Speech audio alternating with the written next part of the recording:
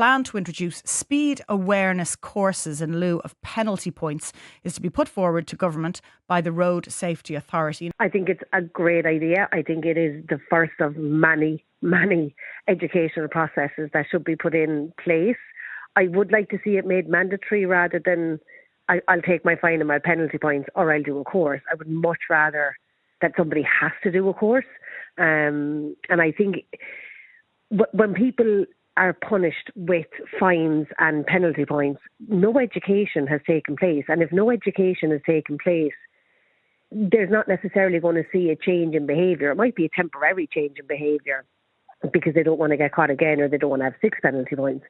But I do think education is the key, because as adults we need to understand the why in order to change behaviour, and we don't get that with a fine and penalty point. In my opinion, total waste of time. Waste of time.